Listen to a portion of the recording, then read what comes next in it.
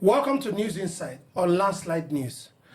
This morning, we want to look at how FCT has gotten a facelift and a beautiful scenario that we have as a result of our amiable minister, Nyesom Wike. How he tries to put everything into structure, especially the land that he has been here and there, a little grabbing there, a little grabbing there, a little releasing there. But, you know, we bring you all the insight on how it has been going down. Good morning, folks. Good morning. Good morning. Good morning. Yeah. You know, one of the beautiful things that lightens up everything is good roads that we enjoy today in the FCT. And it's as a result of the working minister, Nyesom Wike. And also, a lot of empty lands everywhere. Some have been allocated years back. Nothing is done in it. And now Wike is putting a searchlight on those kind of lands. And he's touching the high and the mighty in the city. Okafor, what do you think? Well, it's touching the high and the mighty in the city because the lands were allocated to the high and the mighty. You know, you begin to ask several questions.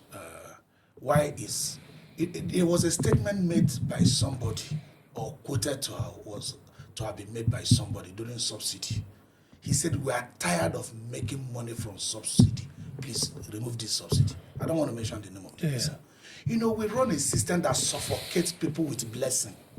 We run a system that suffocates people. You know, you just take example, a governor, a sitting governor, being allocated land by his state, by FCT, by everywhere. Why is it that it's only the high and mighty that gets this land in the first place? These people are suffocated by too many lands that they can't remember to even pay the dues. And they don't even care if they lose it.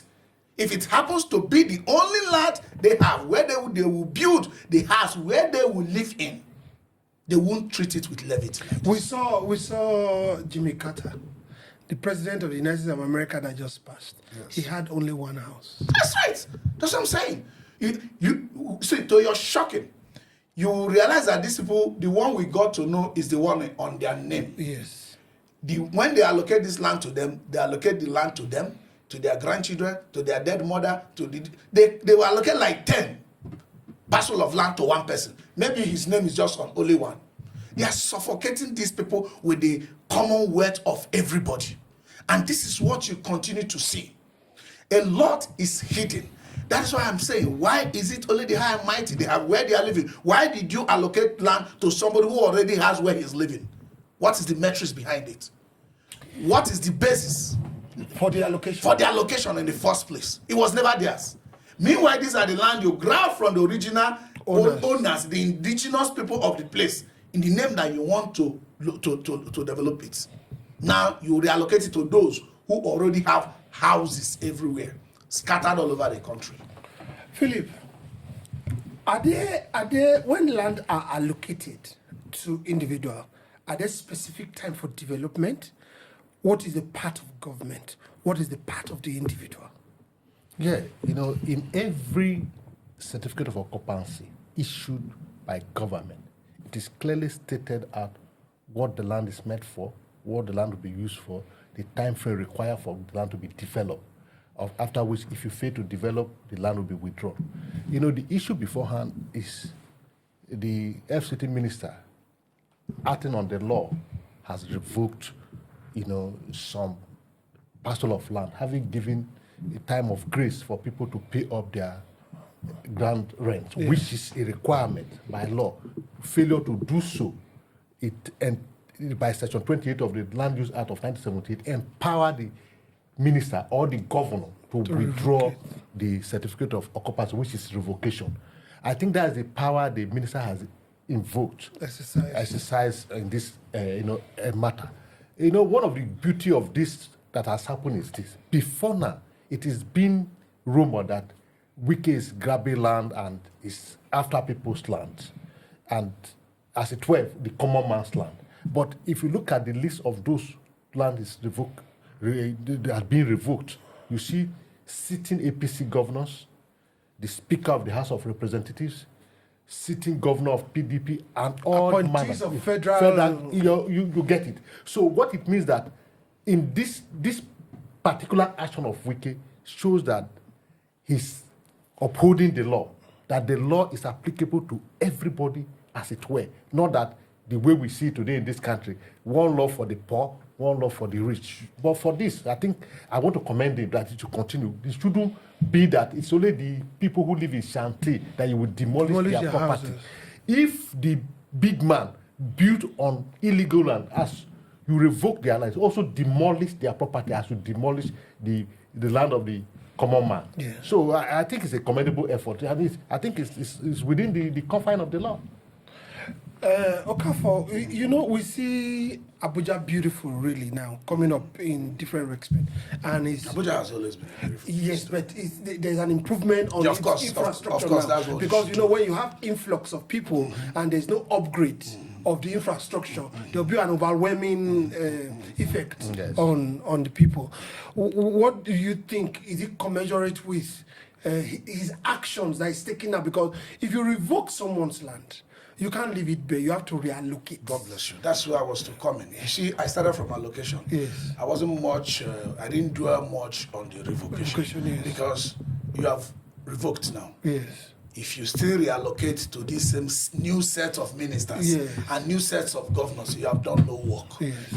It work, if you move front and come back, you have done nothing. So what it beholds on him now, if he wants to reallocate, it's not to reallocate to himself or his cronies. Yeah. He should not do that. We will speak up. Yeah. Okay, we are not going to clap for him for For removing the land revoking. from Uzodinma Yeah. and give it to Akachuku, Yeah. who is his friend. Yeah. We will not clap for him. We will challenge it. I will speak about it. Okay, let those land be reallocated to those who do not have a land or Who have houses need- who have need already, for land. who are interested in developing the place. The primary objective of allocation of land is for development.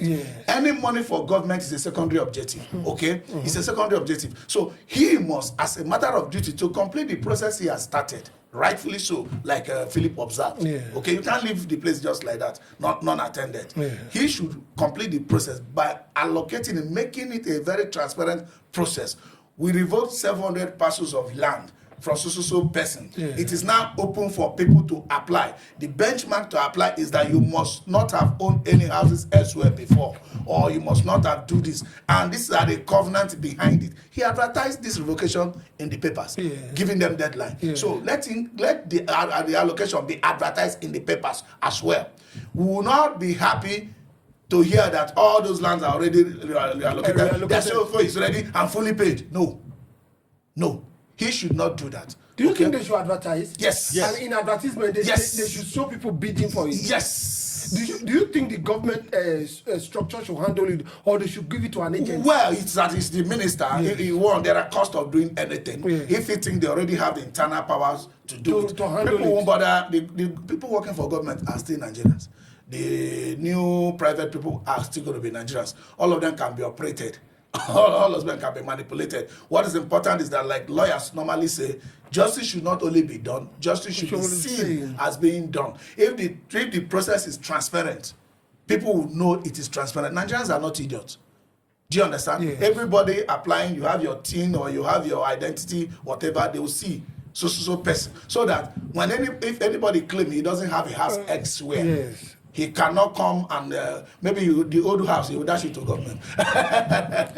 Philip, most of the things people talk about is that when land are allocated, that development doesn't get to that place for them to start developing.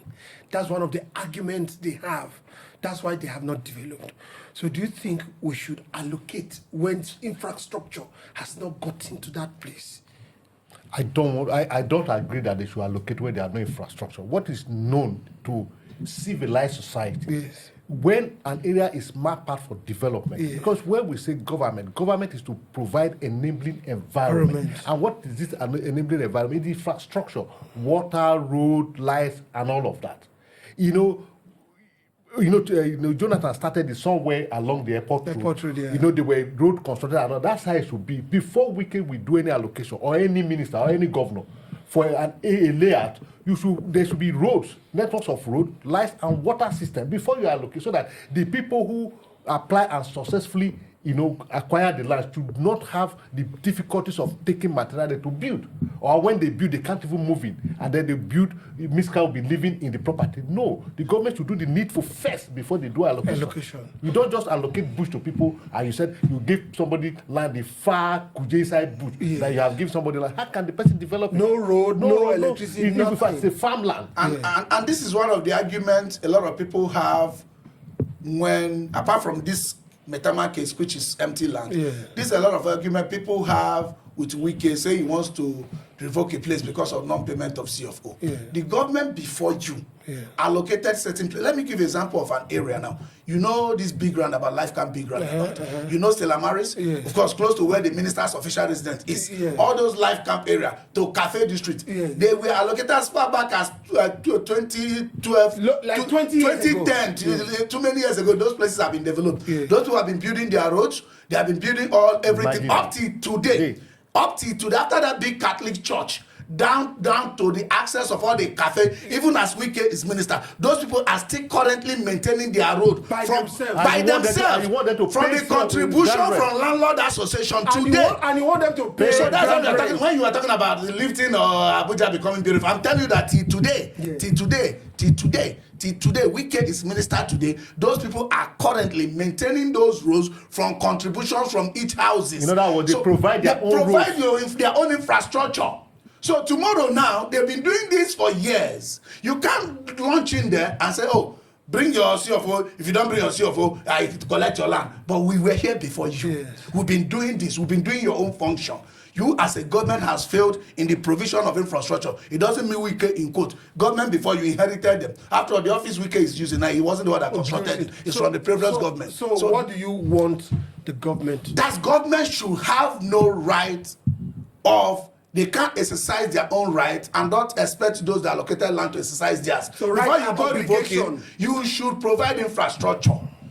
You should provide infrastructure. You have the duty to provide infrastructure before telling people that we revoke your land. You didn't do that. There's no law or contract that has one-sided right and no duty. What do you think the government should do? The government should play their own part. They should provide infrastructures for lands they are allocating so that people who are paying ground rent should know what they are paying the ground rent for. Not people living like it's rightly said, people living in the place providing everything for themselves and you want to collect ground rent on their head. What are you collecting the ground rent for? The ground are you going to use it for? And even going as far as say you want to revoke it. Yes.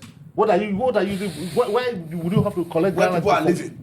No. My colleague says that the government should make sure they provide infrastructure to a place that is already allocated so that the people can move in and also pay their dues, what they are supposed to pay.